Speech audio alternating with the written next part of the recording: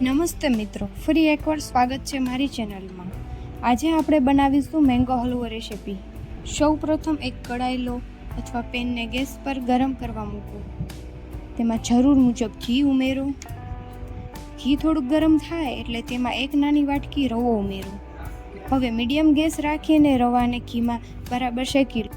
Spatula વડે હલાવતા રહે જેથી રવો નીચે ચોંટી ન જાય અને જ્યાં સુધી રવાનો કલર થોડોક ચેન્જ ન થાય અને સરસ સુગંધ આવવા લાગે એટલે આપણો રવો શેકાઈ ગયો છે।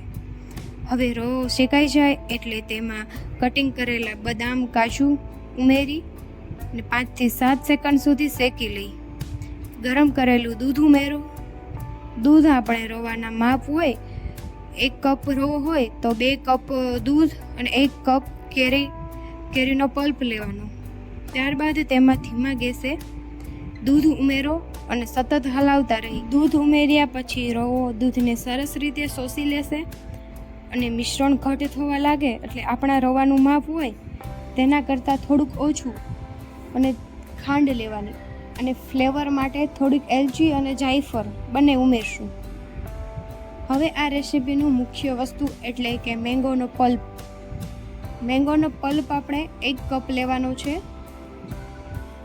આપણો શીરો સરસ રીતે મિક્સ થઈ જાય ત્યાં સુધી આપણે સતત હલાવતા રહી અને તેનો કલર પણ એકદમ કેસરી થઈ જાય છે।